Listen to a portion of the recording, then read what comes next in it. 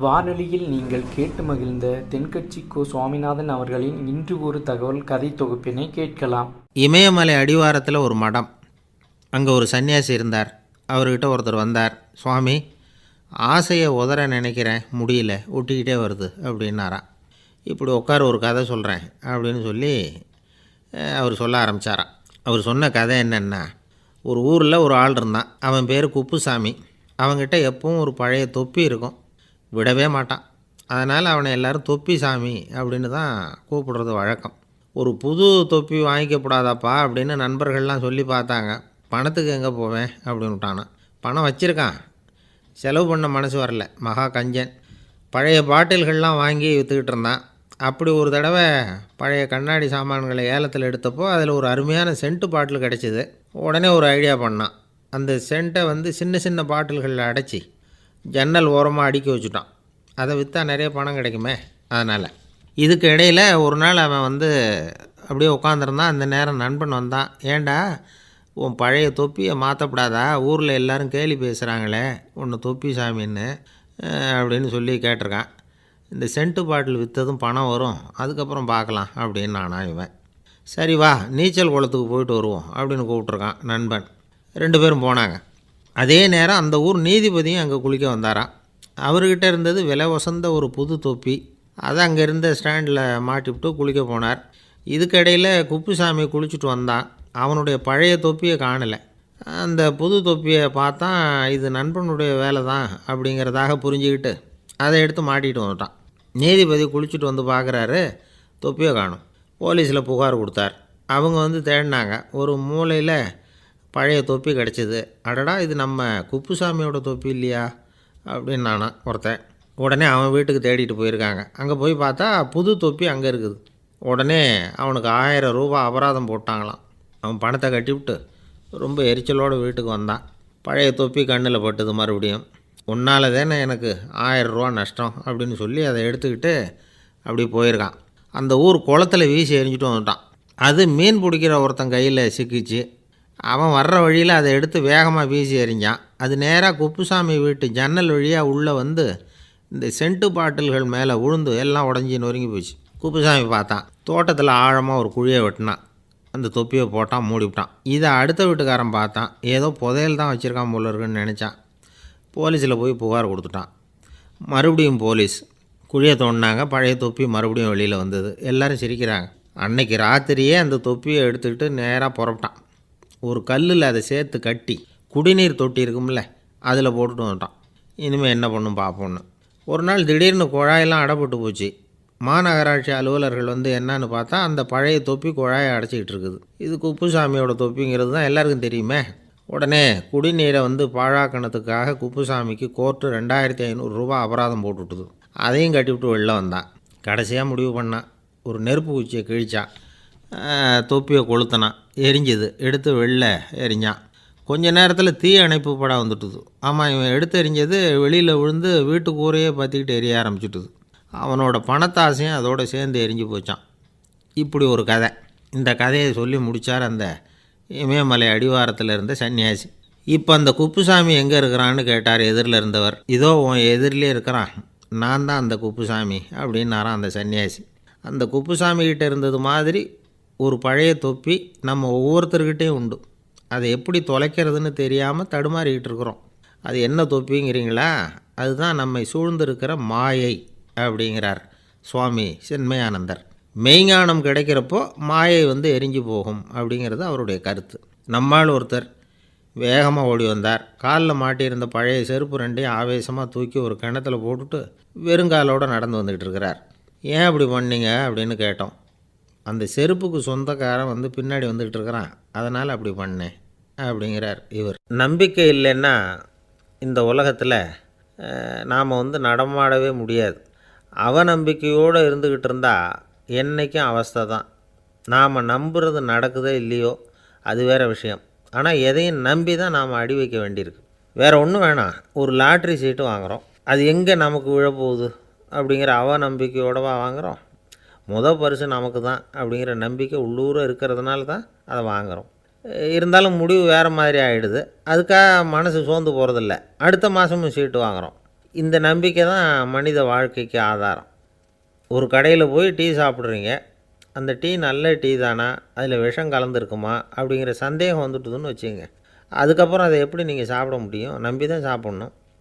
ரயில் ஒழுங்காக போய் சேருங்கிற நம்பிக்கை இருக்கிறதுனால தான் அதில் ஏறி உட்கார்றோம்.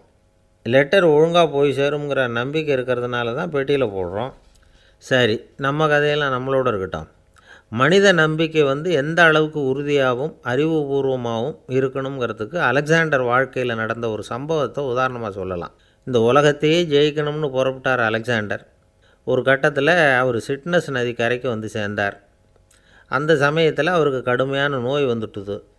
அவர் கூடவே வந்திருந்த கிரேக்க வைத்தியர்கள் என்னென்னமோ முயற்சியெல்லாம் பண்ணி பார்த்தாங்க. இருந்தாலும் அலெக்சாண்டருக்கு வந்திருக்கிறது என்ன நோய்ங்கிறத அவங்களால கண்டுபிடிக்க முடியல. ஏன்னா அந்த பகுதியில் உள்ளவங்களுக்கு மட்டுமே அதிகமாக வரக்கூடிய ஒரு வினோதமான நோயாக இருந்தது அது. ஆனால் அவர் இருக்கிற இடம் எதிரியோட இடம், பாரசீக மன்னனோட ஆளுகைக்கு உட்பட்ட இடம். என்ன பண்ணுறது அப்படின்னு எல்லோரும் யோசனை பண்ணாங்க.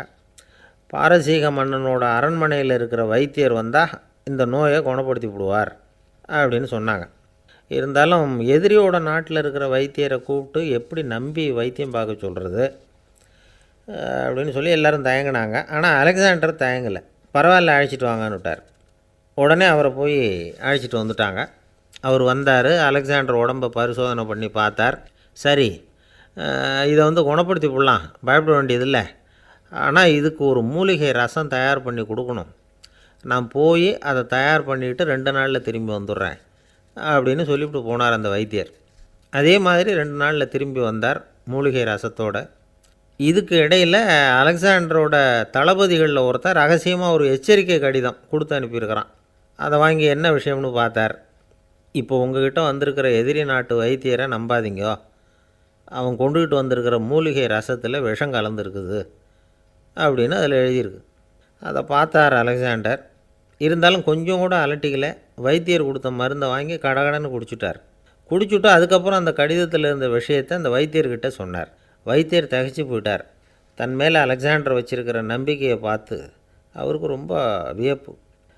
வைத்தியர் உண்மையிலேயே நல்ல மருந்து தான் கொண்டுகிட்டு கொடுத்துருக்கிறார், அதில் விஷம்லாம் எதுவும் கலக்கலை. அதுக்கப்புறம் அலெக்சாண்டர் அந்த வைத்தியரை பார்த்து சொன்னாராம், நம்பிக்கைங்கிற அச்சாணியை ஆதாரமாக வச்சுக்கிட்டு தான் இந்த உலகம் சுற்றிக்கிட்டு இருக்குது. எனக்கு எதிரியாக இருந்தாலும் பாரசீக மன்னர் ரொம்ப பெரியவர். அப்பேற்பட்ட மன்னருடைய அரண்மனை வைத்தியர் தொழில் நேர்மை இல்லாதவராக இருக்க மாட்டார். அப்படி இருந்தால் அவரை அரண்மனை வைத்தியராக வச்சிருக்கவே மாட்டாங்க அப்படின்னு நம்பினேன். என்னுடைய நம்பிக்கை வீண் போகலை அப்படின்னாராம். இதுதான் மானுட நம்பிக்கைங்கிறது. இந்த காலத்துலேயும் இது மாதிரி இந்த மானுட நம்பிக்கை ரொம்பவும் சாமர்த்தியமாக கையாளுகிற கெட்டிக்காரங்க சில பேர் இருக்கிறாங்க. இந்த காலத்து குரு, அவருக்கு ஒரு சிஷ்யன். குரு முன்னாடி அந்த சிஷ்யன் ரொம்ப பணிவாக நின்று, குருவே, உங்கள் கையால் விஷத்தை கொடுத்தாலும் அதை வாங்கி மடமடன்னு குடிச்சிருவேன் அப்படின்னா. உன்னுடைய குரு பக்தியை மெச்சினேன் அப்படின்னார் குரு. அதுக்கு அந்த சிஷ்யன், அப்படி இல்லை குருவே, உங்கள்கிட்ட சிஷ்யனாக இருக்கிறத விட உங்கள் கையால் விஷத்தை வாங்கி குடிச்சு விட்றது ரொம்ப நல்லது, அதனால தான் அப்படி சொன்னேன் அப்படின்னா. ஒருத்தர் மனசில் நிம்மதி இல்லாமல் உட்காந்துருந்தார். என்ன சார் விஷயம் அப்படின்னு விசாரித்தேன். அகலக்கால் வச்சுட்டேன், அதுதான் அவதிப்படுறேன்னார். விவரமாக சொல்லுங்கன்னு. வீடு கட்டணும்னு ஆரம்பித்தேன், வேலை பாதியிலே நிற்கிது, கையில் பணம் இல்லை அப்படின்னார். இது மாதிரி ஆசாமிகள் பல பேரை நீங்கள் பார்த்துருக்கலாம். இவங்கெல்லாம் சுலபமாக மன அழுத்தத்துக்கு ஆளாயிடுறாங்க. மன உளைச்சல், அதாவது ஸ்ட்ரெஸ் அப்படின்னு சொல்கிறோமே, அதுக்கு அடிப்படையான சில காரணங்கள் உண்டு. அதாவது மிகையாக திட்டமிடுதல் அப்படிங்கிறதும் ஒரு முக்கியமான காரணம். நடைமுறை சாத்தியம் என்னங்கிறத மனசில் வச்சுக்கிட்டு எந்த திட்டத்தையும் தீட்டணும், அப்போ தான் அது சரியாக வரும். 2வது காரணம் என்ன தெரியுமா? ஒரே நேரத்தில் பல்வேறு செயல்களில் ஈடுபடுறது. தொலைபேசியில் பேசிக்கிட்டே கையில் இருக்கிற கடிதத்தை படிச்சுக்கிட்டே எதிரில் உட்காந்துக்கிட்டு இருக்கிறவருக்கும் அப்பப்போ பதில் சொல்லிக்கிட்டு மனசில் பல்வேறு சிந்தனைகளை அப்படியே ஓட விட்டுக்கிட்டு இருக்கிறது, இதுவும் மன அழுத்தத்தை உண்டாக்குது. 3வது காரணம், எதிலேயும் வெற்றி மட்டும் எதிர்பார்க்குற ஒருதலைப்பட்சமான ஆர்வம். நாம் தொட்டதெல்லாம் வெற்றியாகவே முடியணும் அப்படின்னு எதிர்பார்க்குறவங்க ஏதாவது ஒன்றில் தோல்வியை கண்டால் தோண்டு போயிடுறாங்க. எப்படியும் முடியலாம்ங்கிற எண்ணம் ஏற்கனவே நமக்குள்ளே இருந்துட்டுதுன்னா அந்த அவஸ்தை வராது. அதனால் அதுவும் நம்ம வளர்த்து கொள்ள வேண்டிய ஒரு குணம். மன உளைச்சல் ஏற்படுறதுக்கு இன்னொரு காரணம் எதையும் வேகமாக செஞ்சுடணும் அப்படிங்கிற துடிப்பு. அந்த துடிப்பே மனசை அழுத்த ஆரம்பிச்சிடும். எந்த ஒரு காரியத்திலையும் தாமதமோ இடையூறோ ஏற்பட்டால் அதை பொறுத்துக்கிற மனப்போக்கம் வேணும். அது இல்லாதவங்க அழுத்தத்துக்கு ஆளாயிடுறாங்க. சில பேர் வேலைன்னு எந்த நேரம் பார்த்தாலும் வேலையே கதின்னு கிடப்பாங்க. பொழுதுபோக்குக்கோ உடற்பயிற்சிக்கோ குடும்பத்தில் உள்ளவங்க அல்லது நண்பர்கள் கூட கலந்துரையாடவோ கொஞ்சம் கூட நேரம் ஒதுக்க மாட்டாங்க. இந்த சுபாவம் மன அழுத்தத்தை உண்டு பண்ணும். இதையெல்லாம் புரிஞ்சுக்கிட்டு அதிலிருந்து விடுபடுறது எப்படின்னு யோசிக்கணும். வல்லுநர்கள் இது தொடர்பாக சில யோசனைகளை சொல்லி வச்சுருக்கிறாங்க.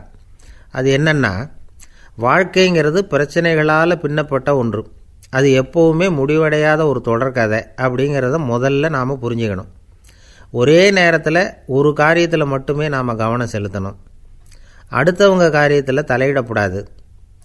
எதையும் பேச ஆரம்பிக்கிறதுக்கு முன்னாடி நம்மை நாமே கேட்டுக்க வேண்டிய கேள்வி 2. 1, நான் சொல்ல போகிறது ரொம்ப முக்கியமானதா? 2வது, நான் சொல்கிறத அவங்க கேட்குறதுக்கு ஆசைப்படுறாங்களா? நான் பேசுகிறதுக்கு அது சரியான நேரம்தானா? இதை யோசித்து பார்த்ததுக்கப்புறம் எதையும் பேச ஆரம்பிக்கணும். முடிஞ்ச அளவுக்கு வளைந்து போகிற சுபாவத்தை வளர்த்துக்கணும். நம்ம நேரம் விலை மதிப்பு இல்லாதது. அதை வீணாக்கக்கூடாது.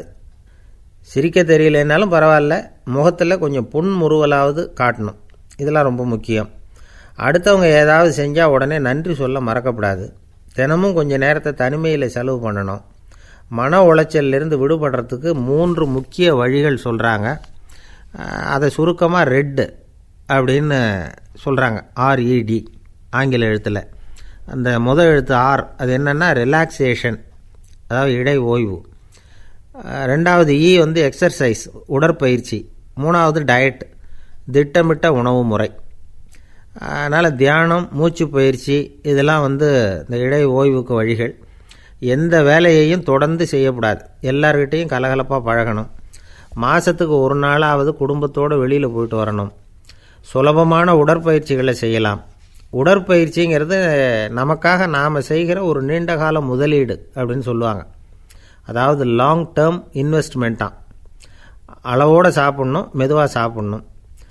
இதெல்லாம் கொஞ்சம் மனசில் வச்சுக்கிட்டு நடந்துக்கிட்டால் மகிழ்ச்சியாக வாழலாம். சில பேர் சாப்பாட்டு விஷயத்தில் ரொம்ப அக்கறை எடுத்துக்கிறது உண்டு. ஒரு குண்டு ஆசாமி சாப்பிட உக்காந்தார். முதல்ல ஒரு மாத்திரை சாப்பிட்டார். எதுக்குன்னு கேட்டோம். பசி எடுக்கிறதுக்குன்னார். சாப்பிட்டு முடித்தார். பிறகு மறுபடியும் ஒரு மாத்திரை சாப்பிட்டார். இது எதுக்குன்னு கேட்டோம். சாப்பிட்டது ஜீரணமாகறதுக்கு அப்படின்னார். அரேபிய நாடு, அங்கே ஒரு ஆட்சி தலைவர். அரேபிய நாட்டு ஆட்சி பொறுப்பை ஏற்றுக்கிட்டவர். அவர் ஆட்சி பொறுப்பை ஏற்றுக்கிட்ட பிறகு ஒரு நாள் ஒரு தெருவில் நடந்து போய்கிட்டு இருந்தார். அவர் தோளில் ஒரு பெரிய துணி மூட்டை. அதை சுமந்துக்கிட்டு கடத்தெருவை நோக்கி அவர் போய்கிட்டு இருக்கிறார். வழியில் அவரை சந்தித்தார் உமர். அவர் கேட்டார், கலீஃபா அவர்களே, எங்கே புறப்பட்டுட்டீங்க அப்படின்னு கேட்டார். கலீஃபான்னா ஆட்சி தலைவர்னு அர்த்தம். இதுக்கு அவர் சொன்னார், நான் துணி வணிகம் செய்கிறவன், அதனால் துணி வியாபாரம் செய்கிறதுக்காக போயிட்டுருக்கிறேன்னார். நீங்கள் இப்போ இந்த நாட்டுக்கு ஆட்சி தலைவர், ஆட்சி பொறுப்பில் இருக்கிறீங்க. நீங்கள் வியாபாரம் செய்ய போட்டால் அரசு பணிகளை செய்கிறது யார் அப்படின்னு கேட்டார் அவர். நான் அரசு பணிகளை மட்டுமே செஞ்சுக்கிட்டு இருந்தால் என் குடும்பத்தை காப்பாற்றுறது யார் அப்படின்னு கேட்டார் அவர். இப்படி கேட்டவர் யார் தெரியுமா? அவர் தான் அபூபக்கர், இறை தூதர் முகமது அவர்களுக்கு பிறகு கலீஃபாவாக தேர்ந்தெடுக்கப்பட்டவர். அப்போலாம் ஆட்சி தலைவர்களுக்கு சம்பளம்னு எதுவும் கிடையாது. இந்த பிரச்சனையை எப்படி தீர்க்கிறதுன்னு யோசனை பண்ணார் உமர். அபு உபைதா அவர்கள்கிட்ட அழைச்சிட்டு போனார். அவர் யாருன்னா, அவர் தான் பொது நிதி கருவூலத்தின் பொறுப்பாளர். அவர்கிட்ட பிரச்சனையை சொன்னார். இது மாதிரி ஆட்சி தலைவருக்கு பொது நிதியிலிருந்து ஊதியம் அளிக்க முடியுமான்னு கேட்டார். பொது நிதி விதிகளின்படி அதுக்கு சாத்தியமில்லைன்னு சொல்லிவிட்டார் அவர். சரி, வேறு ஏதாவது வழி இருக்குதான்னு கேட்டார் உமர். அபு உபைதா கொஞ்சம் யோசனை பண்ணி பார்த்தார். அப்புறமா சொன்னார், மக்காவிலிருந்து மதீனாவுக்கு குடிபெயர்ந்து வந்த அகதிகளுக்கு நிதி உதவி அளிக்கிறதுக்கு விதிகளில் இடம் இருக்குது. அப்படி பார்த்தா அபூபக்கரும் அகதி தானே, அதனால் எல்லா அகதிகளுக்கும் கொடுக்கறது மாதிரியே அவருக்கும் ஒரு தொகை அளிக்கலாம்னார். கலீஃபா அபூபக்கருக்கு இந்த அகதி உதவி தொகையைத்தான் கொடுத்துட்டு வந்தாங்களாம். குடும்ப செலவுக்கு அது போதுமானதாக இல்லை. இருந்தாலும் கலீஃபாங்கிறதுக்காக மற்ற அகதிகளை விட அதிகமாக தொகையை பெற அவர் விரும்பலை. மார்பு பக்கம் கிழிஞ்சிருந்த ஒரு மேலாடையை தான் அவர் அணிஞ்சிருந்தார். அவருடைய துணைவியார் அஸ்மா அவங்க ஒரு நாள் தேன் அருந்த ஆசையாக இருக்குன்னாங்களாம். நமக்கு கிடைக்கிற ஊதியம் குடும்ப செலவுக்கே போதுமானதா இல்லையே, இந்த நிலையில் தேன் வாங்கிறதுக்கு காசுக்கு நான் எங்கே போவேன்ருக்கார் அவர். கொஞ்ச நாள் கழித்து அவங்க ஒரு தொகையை அவர்கிட்ட கொடுத்து தேன் வாங்கிட்டு வர சொன்னாங்களாம். இவருக்கு ஆச்சரியம், ஏது இந்த பணம்னு கேட்டிருக்காரு. நீங்கள் தினமும் குடும்ப செலவுக்காக கொடுத்துக்கிட்டு வந்த பணத்தில் கொஞ்சம் கொஞ்சமாக மிச்சப்படுத்தி வச்சேன்னாங்களாம். அபூபக்கர் அந்த பணத்தை எடுத்துக்கிட்டு நேராக பொது நிதி கருவூல பொறுப்பாளர்கிட்ட போனார். இந்த பணத்தை பொது நிதியில் சேர்த்துருங்க, இது அதிகப்படியாக எனக்கு தரப்பட்டு வந்த ஊதியம், அடுத்த மாதத்துலேருந்து இந்த தொகையை குறைச்சிங்கன்னு வேற சொல்லிவிட்டாராம். பசியை தணிக்க தேவையான அளவு உணவு, ஒரு ஜோடி உடை, இதை தவிர கூடுதலாக மக்கள் பொது நிதியிலிருந்து வாங்கிக்கிறதுக்கு என் குடும்பத்தாருக்கு உரிமை இல்லை அப்படின்னு சொல்லி கண்டிப்பாக சொல்லிவிட்டாராம். அவர் வாங்கிட்டு வந்த அந்த குறைந்த ஊதியம் கூட அவர் மனசை உறுத்திக்கிட்டே இருந்தது. கடைசி நேரம் அவர் தம்முடைய மகள் ஆயிஷா அவர்களை அழைச்சார். மகளே, இதுவரைக்கும் பொது நிதியிலிருந்து நான் வாங்கிட்டு வந்த தொகை என்னுடைய இதயத்தில் பாரமாக அழுத்திக்கிட்டு இருக்கு. என் தோட்டத்தை விற்று அதில் வர்ற பணத்திலேருந்து நான் இதுவரைக்கும் வாங்கிட்டு வந்த ஊதிய தொகையை கணக்கு போட்டு பொது நிதியில் சேர்த்து விடு அப்படின்னாராம். பதவி ஏற்கிறதுக்கு முன்னாடி தன்கிட்ட இருந்ததை விட இப்போ கூடுதலாக என்ன சொத்து இருக்குன்னு பார்த்துருக்கார்.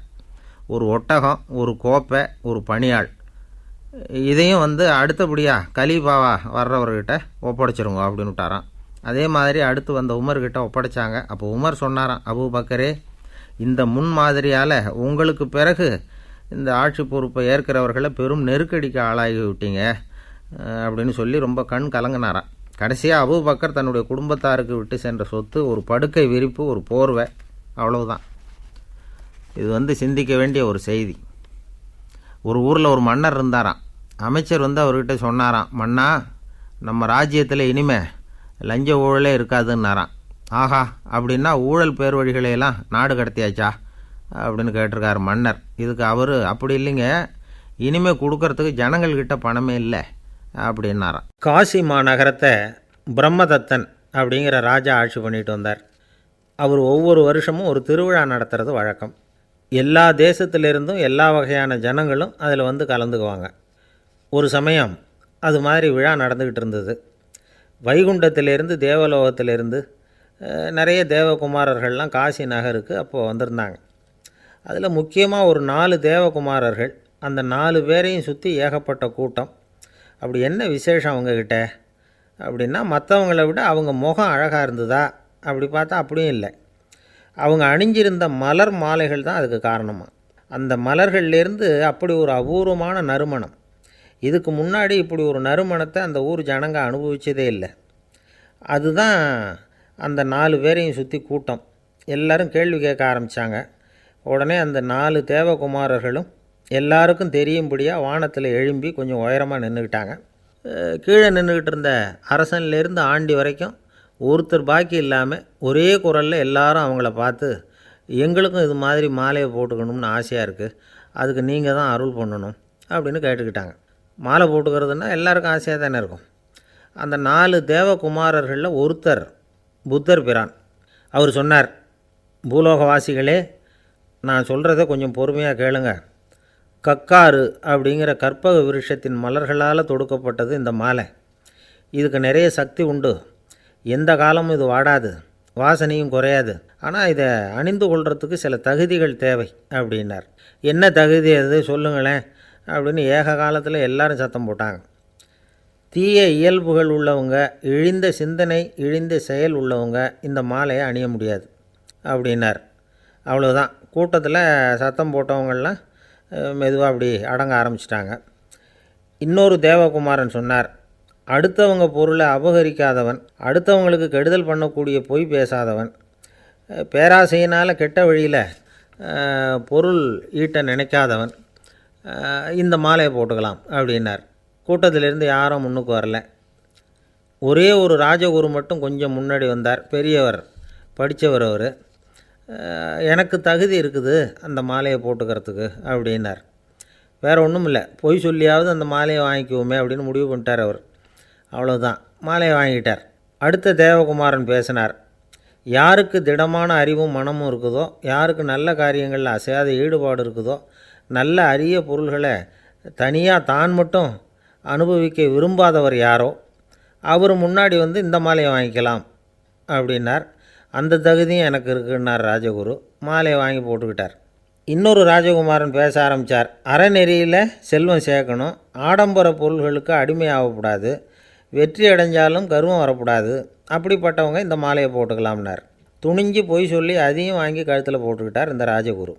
இன்னொரு ராஜகுமாரன் சொன்னார், சான்றோர்களை நிந்திக்காதவங்க, புறம் பேசாதவங்க இந்த மாலையை போட்டுக்கலாம்னார். அதையும் வாங்கி போட்டுக்கிட்டார். திருவிழா முடிஞ்சுது, எல்லோரும் திரும்பி போயிட்டாங்க. மறுநாள் ராஜகுரு 4 மாலைகளையும் போட்டுக்கிட்டு ராஜசபைக்கு வரார். வந்தவர் ரொம்ப அவஸ்தையோடு வர்றார். மாலையெல்லாம் வாடி போயிட்டுது, வாசனை எதுவும் கிடையாது. அது மட்டும் இல்லை, அவருக்கு கடுமையான தலைவலி வேறு வந்துட்டுது. துடிச்சு போயிட்டார். மாலையை கழட்டவும் முடியல. ஜனங்கள்லாம் அவரை பார்த்து சிரிக்க ஆரம்பிச்சிட்டாங்க. என்னத்துக்கு ஆசைப்படணும், ஏன் இப்படி கஷ்டப்படணும் அப்படின்னு. ராஜா பார்த்தார். மறுபடியும் விழாவுக்கு ஏற்பாடு பண்ணினார். தேவகுமாரர்கள்லாம் வந்தாங்க. ராஜகுரு வந்தார்.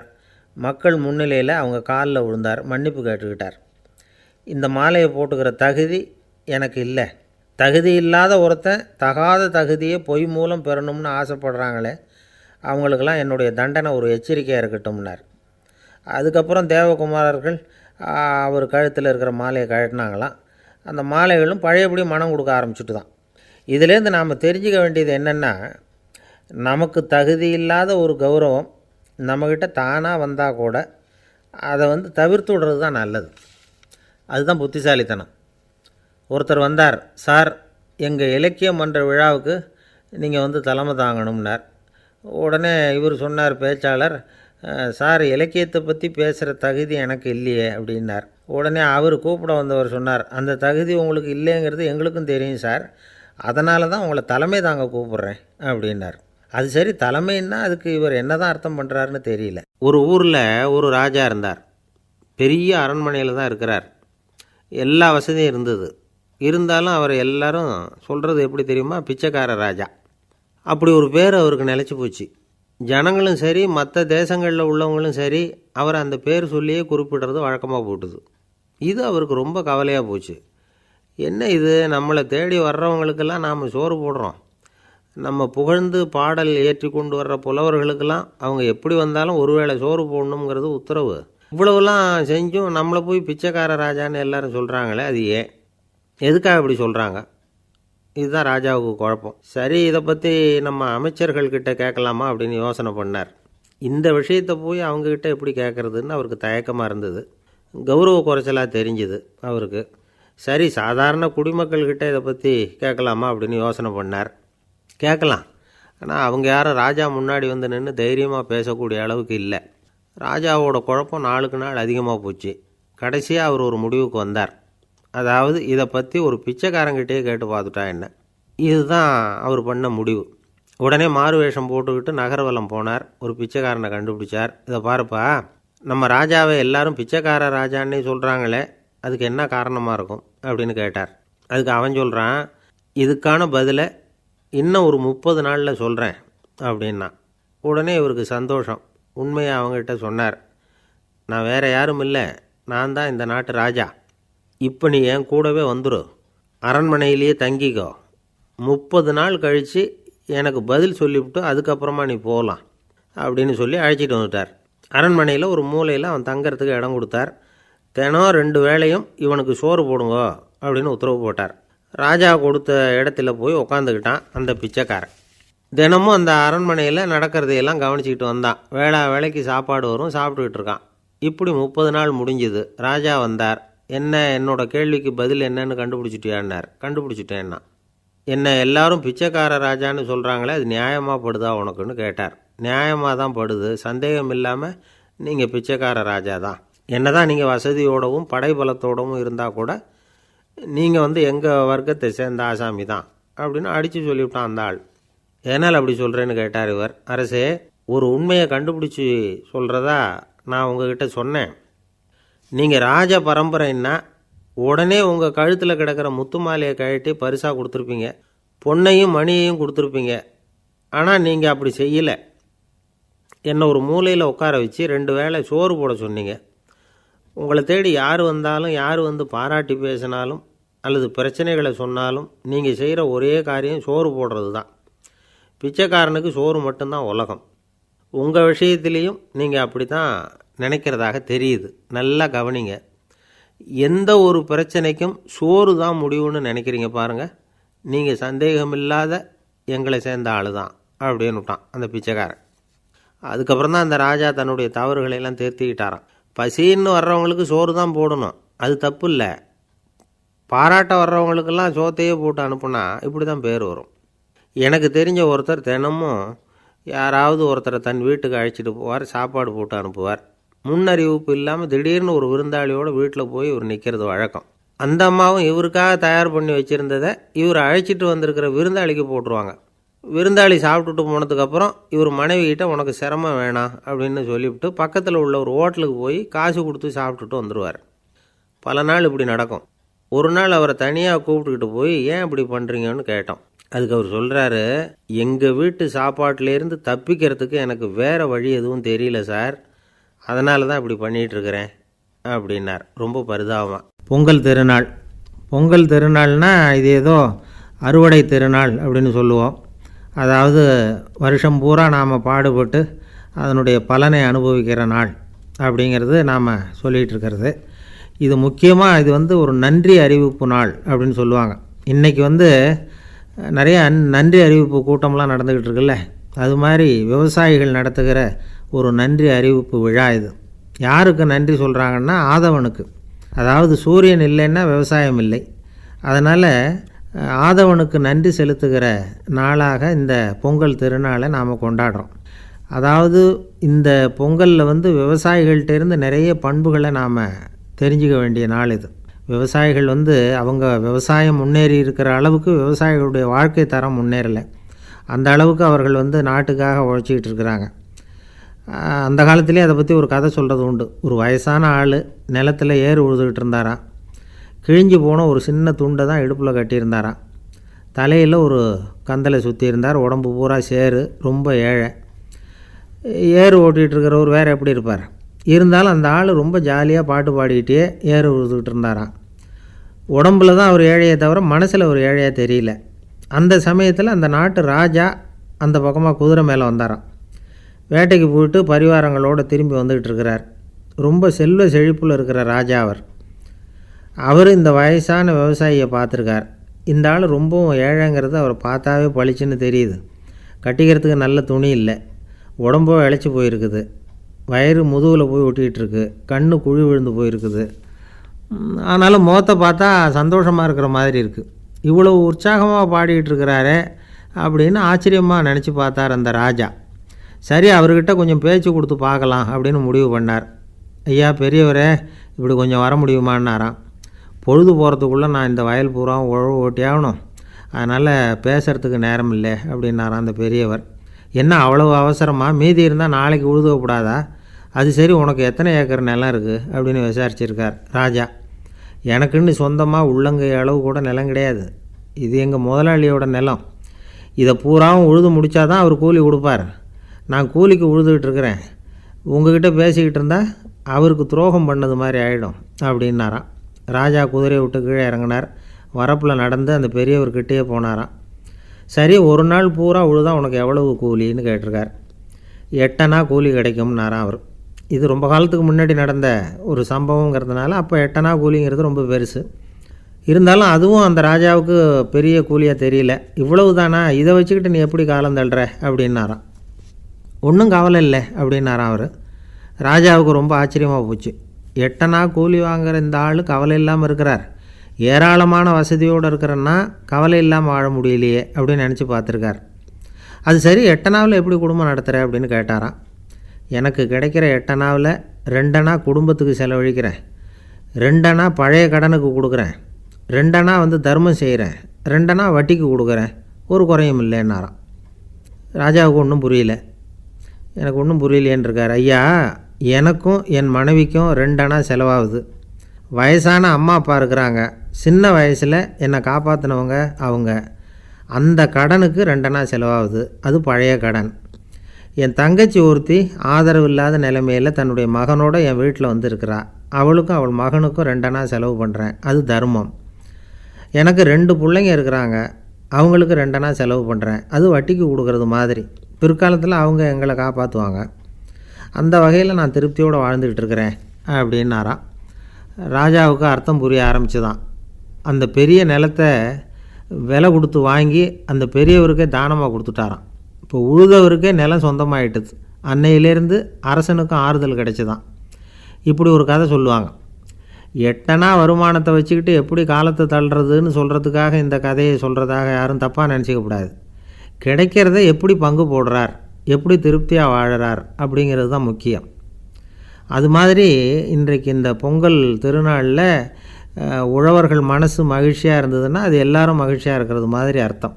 அதனால் அவர்கள்ட்டேருந்து நாம் பாடம் கற்றுக்கணும். சில உழவர்கள் தங்கள் நிலத்தில் விளையிறத தாங்கள் சாப்பிட மாட்டாங்க.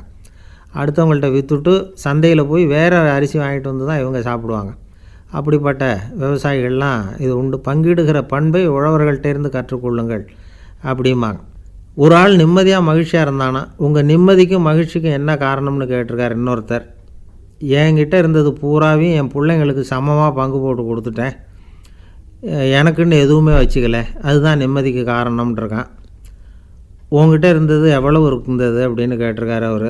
மொத்தமாக ஒரு 50,000 ரூபா இருக்கும் அப்படின்னு இருக்கான்.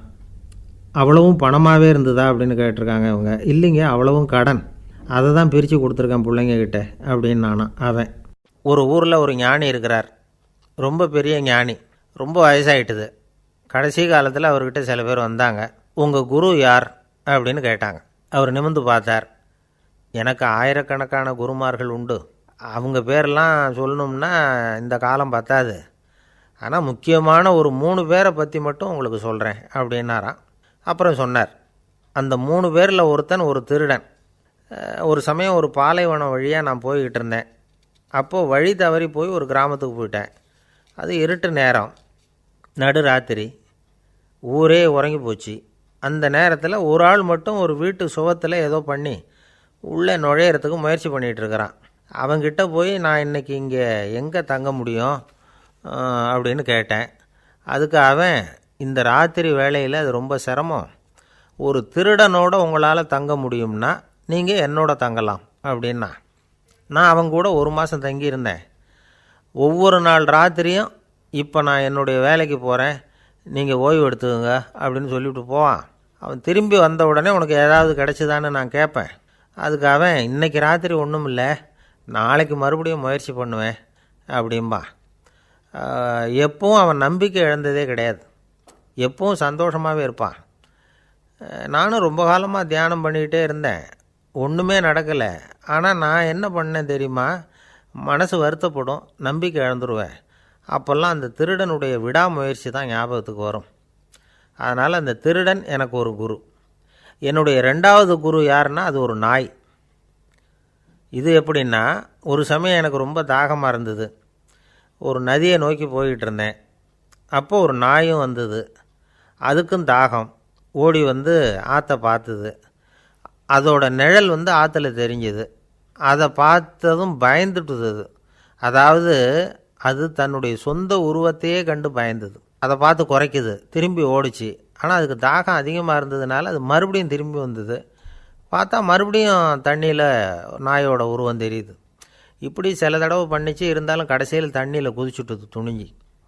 இப்படி குதித்த உடனே அதோட உருவமும் மறைஞ்சுட்டுது. இதை பார்த்தேன். நான் என்ன புரிஞ்சுக்கிட்டேன்னா, எவ்வளவு தான் பயம் இருந்தால் கூட ஒருத்தன் தைரியமாக காரியத்தில் இறங்கணும் அப்படிங்கிறத புரிஞ்சுக்கிட்டேன். இந்த போதனை அந்த நாய்கிட்ட இருந்து எனக்கு கிடைச்சிது. இது ஒன்று. அடுத்தது என்னுடைய 3வது குரு யாருன்னா அது ஒரு சின்ன குழந்தை. நான் ஒரு சமயம் ஒரு நகரத்துக்கு போனேன். அங்கே ஒரு குழந்தை எரிகிற மெழுகுவத்தி ஒன்று எடுத்துக்கிட்டு வந்தது. நான் அந்த குழந்தைய பார்த்து வேடிக்கையாக கேட்டேன், ஏன் பாப்பா, இந்த மெழுகுவத்தியை நீயாவே கொளுத்துனியா அப்படின்னு கேட்டேன். ஆமான்னுது அந்த குழந்தை. சரி, இந்த மெழுகுவத்தி முன்னாடி எரியாமல் இருந்தது, இப்போ எரியுது. இந்த மெழுகுவத்திக்கு வெளிச்சம் எங்கேருந்து வந்தது, அதை எனக்கு காட்ட முடியுமா அப்படின்னு கேட்டேன் அந்த குழந்தைகிட்ட. இதுக்கு அந்த குழந்தை சிரிச்சுக்கிட்டு அந்த மெழுகுவத்தியை ஊதி அணைச்சுட்டுது. அதுக்கப்புறம் என்னை பார்த்து கேட்டுது, இப்போ இந்த மெழுகுவத்தியின் வெளிச்சம் போனதை பார்த்தீங்க இல்லையா, அது எங்கே போச்சுன்னு எனக்கு சொல்லுங்க அப்படின்னுது. அந்த குழந்தை இப்படி கேட்டதும் என்கிட்ட இருந்த ஆணவம் அழிஞ்சுட்டுது. நான் படித்ததெல்லாம் அந்த வினாடியில் சுக்கு நூறாக போயிட்டுது. என்னுடைய முட்டாள்தனத்தை நான் உணர்ந்தேன் அப்படின்னு இவ்வளவும் அந்த ஞானி விவரமாக சொன்னாராம். அதனால் நாம் இன்னார்கிட்டே இருந்து தான் இதை கற்றுக்கணுங்கிறது இல்லை, யாருக்கிட்டே இருந்தும் எதையும் கற்றுக்கலாம். நம்மால் ஒருத்தன் ஒரு நாய் வளர்த்துக்கிட்டு இருந்தான். அந்த நாய்க்கு வால் கிடையாது. யாரோ ஏற்கனவே வெட்டி எடுத்துட்டாங்க. இந்த நாய் தான் சார் எனக்கு குரு, அதுக்கிட்டே இருந்து கூட நான் பாடம் கற்றுக்கிட்டு இருக்கிறேன் அப்படின்னா, அப்படி என்ன கற்றுக்கிட்டேன் இந்த வால் இல்லாத நாய்கிட்டே இருந்து அப்படின்னு கேட்டோம். நாம் யாருக்கிட்டேயும் வாலாட்டக்கூடாது அப்படிங்கிற பாடத்தை அதுக்கிட்டே இருந்து தான் நான் கற்றுக்கிட்டேன் அப்படின்னா. அந்த ஆள் என்னை கண்ணாப்புண்ணான்னு திட்டிவிட்டான் சார், அதை நினச்சா எனக்கு ரொம்ப வருத்தமாக இருக்குது அப்படின்னு சொல்லி கவலைப்பட்டார் ஒருத்தர். இதில் கவலைப்படுறதுக்கு என்ன இருக்குது அப்படின்னார் ஒரு பெரியவர். அவர் ஒரு மகான். என்ன சார் இப்படி சொல்கிறீங்க, ஒருத்தர் நம்ம பார்த்து திட்டுனா வருத்தமாக இருக்காதா அப்படின்னார். அது எப்படி வருத்தமாக இருக்கும், திட்டுறதுங்கிறது என்ன, அது வெறும் சத்தம் தானே அப்படின்னார் அந்த பெரியவர். நம்ம ஆளுக்கு தலையை பிச்சுக்கலாம் போல் இருந்தது. இருக்காது அப்படின்னா நமக்கே அப்படி தானே தோணுது. அந்த பெரியவர் சொல்கிறது ரொம்ப பெரிய விஷயம். அதை நாம் புரிஞ்சிக்க முயற்சி பண்ணலாம்னா நடைமுறை வாழ்க்கைக்கு அது ஒத்து வர்றது மாதிரி தெரிய மாட்டேங்குது. இருந்தாலும் அந்த பெரியவர் அதுக்கு என்ன தான் விளக்கம் கொடுக்குறாருன்னு பார்ப்போமே. ஒரு ரயில் போயிட்டுருக்கு, அதில் ஒரு சாது போயிட்டுருக்கார். அந்த ரயில் அவர் ஹரித்வாரம் போயிட்டுருக்கார். அவர் ரயிலில் ஏகப்பட்ட கூட்டம். நம்ம ஊர் ரயில் கேட்க வேணும், டிக்கெட் வாங்கிட்டு கொஞ்சம் பேர், வாங்காத கொஞ்சம் பேர். அது என்னத்துக்கு அனாவசியமாக டிக்கெட் அப்படிங்கிற நினப்பில் பாதி பேர். இந்த கூட்டத்துக்கு மத்தியில் அந்த சாதுவும் போயிட்டுருக்கிறார். உட்கார்றதுக்காக இருந்த இடத்துல ஒரு ஆள் படுத்துருக்கிறான். கொஞ்சம் முரட்டு ஆசாமி. அவன் கால் பக்கத்தில் கொஞ்சோண்டு இடம் பாக்கி இருந்தது. அந்த இடத்துல இந்த சாது உட்காந்துருந்தார். மெதுவாக உட்காந்துக்கிட்டார் போய். ஆனால் அந்த ஆள் ராத்திரி பூரா இவரை காலால் உதச்சிக்கிட்டே இருக்கிறான். அது இவருக்கு ரொம்ப அவமானமாக பட்டுது. அதனால் துக்கம் ஏற்பட்டுது. இருந்தாலும் அதை ஒரு மாதிரியாக சகிச்சுக்கிட்டே இவர் வந்து சேர்ந்தார். பொழுது விடிஞ்சது. அந்த சாது ஹரித்வார் வந்து சேர்ந்தார். அங்கே ஒரு பெரிய ஞானியை சந்தித்தார். ராத்திரி ரயிலில் அந்த ஆள் உதைச்சதையும் அதனால் தனக்கு ஏற்பட்ட துக்கத்தையும் இந்த சாது அந்த ஞானிகிட்ட சொன்னார். சொல்லிவிட்டு, ஏன் சுவாமி, எனக்கு துக்கம் ஏற்பட்டதே அது தப்பா அப்படின்னு கேட்டார். தவறு தான்னார் அந்த ஞானி. உனக்கு இன்னமும் தேக அபிமானம் போகலைங்கிறது தான் அது காட்டுது. அஷ்டாவக்கிரர் என்ன சொல்கிறார் தெரியுமா, உண்மையான ஞானி யாராவது தன்னை வந்தனை செய்தால் அதற்காக சந்தோஷப்பட மாட்டார், யாராவது நிந்தனை செய்தால் அதற்காக வருத்தப்பட மாட்டார் அப்படின்னு சொல்கிறார். நிந்தனைங்கிறது ஒரு ஒலி தான். தேகாபிமானம் இருக்கிற வரைக்கும் இந்த ஒலி நம்மளை வேதனைப்படுத்தும். நான் தேகம் இல்லை, ஆத்மா அப்படிங்கிற நினைவு இருந்தால் இந்த ஒலி நம்மளை பாதிக்காது. மனு என்ன சொல்கிறார் தெரியுமா, ஒரு சாதகன் பாராட்டுதலை விஷம்னு நினச்சி பயப்படணும், அவமானத்தை அமிர்தம்னு நினச்சி சந்தோஷப்படணுங்கிறார். அவமானப்பட்டால் கவலைப்படாமல் எப்படி இருக்க முடியும் அப்படின்னு தான் நமக்கு தோணும். அதனால தான் நம்மளில் யாரும் இதுக்கு உதாரணமாக யாரையும் காட்ட முடியல. புத்தரையும் கபீரையும் உதாரணமாக காட்டுறாங்க. அவங்களுக்கெல்லாம் அவமானம் ஏற்பட்டப்போ கவலையே படலையாம். புத்தரை அவமானப்படுத்தணுங்கிறதுக்காக கௌசாம்பி ராணி ஒரு இளம் பெண்ணை கொலை பண்ணி சடலத்தை புத்தர் குடிசைக்கு முன்னாடி போட சொன்னார். போட்டாங்க. புத்தர் தான் அந்த பொண்ணை கெடுத்து கொலை பண்ணிவிட்டார்னு எல்லோரும் நினச்சாங்க. ஆனால் புத்தர் இதை பற்றி கவலையே படலை. அப்புறமா உண்மை தெரிஞ்சதும் புத்தர் புகழ் இன்னும் அதிகமாகிட்டுது. ஒரு பெரிய சபையில் ஒரு மோசமான பொண்ணு நுழைஞ்சி தனக்கும் கபீருக்கும் சம்பந்தம் உண்டுன்னு சொன்னார். கபீர் கவலைப்படலை. அவங்க மாதிரியெல்லாம் நாமளும் இருக்க கற்றுக்கணும். நிந்தனை, அபகீர்த்தி, அவமானம் எல்லாம் ஆண்டவன் கொடுக்குற பிரசாதம்னு நினைக்கணும் அப்படின்னு சொல்கிறார் அந்த ஞானி. இதை கேட்ட இந்த காலத்து ஆசாமி ஒருத்தர், நான் கூட அப்படி தான் சார், யாராவது அவமானப்படுத்தினா கவலைப்பட மாட்டேன். நேற்று கூட ஒருத்தர் என்ன பலார்னு அரைஞ்சுட்டார், நான் கொஞ்சம் கூட கவலைப்படலை, பேசாமல் வந்துட்டேன்னார். ஏன் அப்படி வந்துட்டீங்க அப்படின்னு.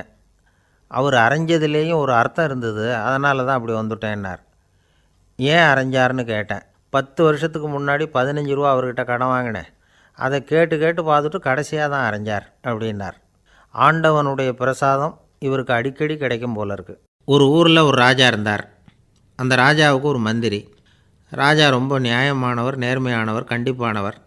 தப்பு செய்கிறது யாராக இருந்தாலும் தண்டனை கொடுப்பார். வேண்டியவங்களுக்கு ஒரு நியாயம், வேண்டாதவங்களுக்கு ஒரு நியாயங்கிறதெல்லாம் அவர்கிட்ட கிடையாது. ஒரு சமயம் அரசவையில் அந்த அமைச்சரே விதிமுறைகளுக்கு புறம்பாக ஏதோ நடந்துக்கிட்டு இருக்கார். மன்னருக்கு கோபம் வந்துட்டுது. உடனே அந்த அமைச்சரை கிட்டத்தில் கூப்பிட்டு அவர் கன்னத்தில் ஓங்கி ஒரு அறை கொடுத்துட்டாராம். உடனே அந்த அமைச்சர் என்ன பண்ணார் தெரியுமா? நேராக போனார். அங்கே நின்றுக்கிட்டு இருந்த இன்னொருத்தர் கன்னத்தில் ஓங்கி அரைஞ்சார். அறை வாங்கினவர் திகைச்சு போயிட்டார். இவர் ஏன் நம்மளை வந்து அரைகிறார் அப்படின்னு யோசனை பண்ணார். மன்னரும் திகைச்சு போயிட்டார். நாம் இவரை அரைஞ்சா அதுக்காக இவர் போய் இன்னொருத்தரை அரையணுமா அப்படின்னு யோசனை பண்ணார். இவருக்கு என்ன பைத்தியமானு கூட நினைக்க ஆரம்பிச்சிட்டார். ஆனால் என்ன ஆச்சுன்னா, அப்புறம் அமைச்சர் அவர் கவனிச்சிக்கிட்டு இருந்தாரா, அவர் இன்னொருத்தரை அரைஞ்சார் இல்லையா, அந்த அறை வாங்கின ஆசாமியை பார்த்து கத்திக்கிட்டு இருந்தார். யார்? அமைச்சர். ஏன்பா என்கிட்ட அறையை வாங்கிக்கிட்டு இப்படி விவரம் இல்லாமல் நின்றுட்டு இருக்கிறியே, நான் உனக்கு கொடுத்ததை நீ வேறு யாருக்கிட்டையாவது கொடுத்துரு அப்படின்னார். உடனே அந்த ஆள் பார்த்தான். தனக்கு அடுத்தபடியாக நின்றுக்கிட்டு இருந்தவனை ஓங்கி ஒரு அறை அரைஞ்சான். அவன் கன்னத்தை தடவிட்டே யோசனை பண்ணான். இது ஏதோ புரிஞ்சுக்கிட்ட மாதிரி அடுத்தாப்பில் நின்றுக்கிட்டு இருந்தவனை அரைஞ்சான். இப்படி இந்த அறை வந்து மாறி மாறி போய்கிட்டே இருக்குது. ஊர் பூரா பிரயாணம் பண்ண ஆரம்பிச்சுட்டுது. அன்றைக்கி ராத்திரி அந்த ராஜா படுக்கிறதுக்காக போனார். அந்த நேரம் பார்த்து அவர் கன்னத்தில் பலார்னு ஒரு அறை விழுந்தது. நம்மளே அரையிறது யார் அப்படின்னு அதிர்ச்சியோட மன்னர் திரும்பி பார்க்குறாரு. அரைஞ்சது அவரோட மனைவி. என்னாச்சு உனக்குன்னு கத்துனார் ராஜா. உங்களுக்கு தெரியாதா, ஊர் பூரா ஒருத்தர் மாற்றி ஒருத்தர் மூலமாக இந்த அறை வந்து பிரயாணம் பண்ணிட்டு வருது அப்படின்னாங்க அந்த அம்மா. அப்படின்னா ஆரம்பித்த இடத்துக்கே வந்துட்டுதா அப்படின்னாராம் மன்னர். என்ன சொல்கிறீங்கன்னு கேட்டிருக்காங்க. இவர் விவரத்தை சொன்னாராம். அப்படின்னா நீங்கள் ஆரம்பித்து வச்ச இந்த விளையாட்டை நான் முடிச்சு வச்சுட்டேன் அப்படின்னாங்களாம் அந்த அம்மா. மறுநாள் காலை மறுபடியும் அரசவை கூடிச்சு அந்த அமைச்சர் மன்னரை பார்த்து கேட்டார். என்ன மகாராஜா, என்கிட்ட கொடுத்ததை திருப்பி வாங்கிட்டீங்களா அப்படின்னாராம். இப்படி நடக்கும்னு நான் எதிர்பார்க்கவே இல்லைன்னார் மன்னர். ஆனால் நான் எதிர்பார்த்தேன்.